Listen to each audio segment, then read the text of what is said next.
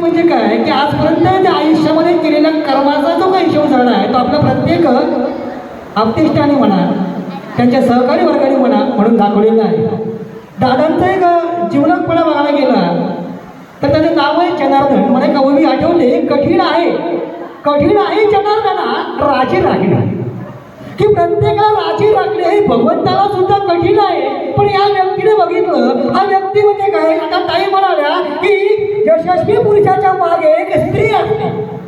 हो खरंच, मागची ते आता आठवण येते गंगाताईची. ती बहीण रुपाली का होईना आमच्या भावंडाच्या माझ्या हलवार होता, त्याच्या पाठी शहाद होता, त्यांची आई असेल ती सुद्धा. आता आज आपण बघतो, आपल्या प्रत्येकाला ज्ञात आहे की त्या आईची पण आठवण होते, आमच्या दादा बसते त्याच्या आईची आठवण होते. खऱ्या अर्थाने का होईना प्रत्येक आज तुम्हाला मुलगी आहे त्या मुलीची आठवण होते. म्हणजेच यशस्वी पुरुषाच्या मागे स्त्रीचा हात असते. मग त्या कन्येचा असेल, मातेचा असेल, बहिणीचा असेल किंवा पत्नीचा असेल. यत्र नायंती पूजते तत्र देवता रमते.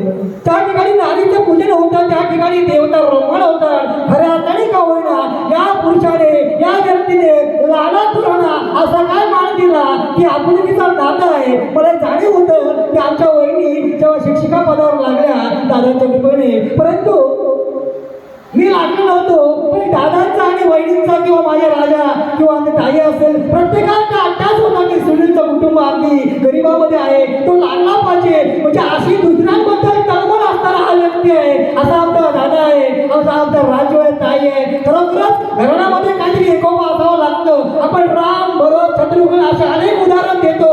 पण आज सुद्धा या व्यासपीठावर सांगायचं वाटतं की माझा राजू आणि माझा दादा आज सुद्धा एक जीवाने, एक तत्वाने, एक संधाने बांधलेले आहे. हे आपला एक जिवंत उदाहरण या व्यासपीठावर पाहायला मिळतं. यापेक्षा आणखी राम राज्य काय असावं सांगू शकत नाहीये. पण जास्त बोलायची इच्छा नाही, पण मला ठीक आहे दादा, तुम्ही जी काय सेवा केली त्याची प्रचिती प्रत्येकाला आलेली आहे. 58 वर्ष तो निर्विघ्नपणे सेवा पार पाडतो. अरे खऱ्या अर्थाने आज त्याचा खरा इतिहास आहे. आज तुमच्या उभय धामंत्याला उत्तमाचं दीर्घायुष्य लाभो, आयुर्य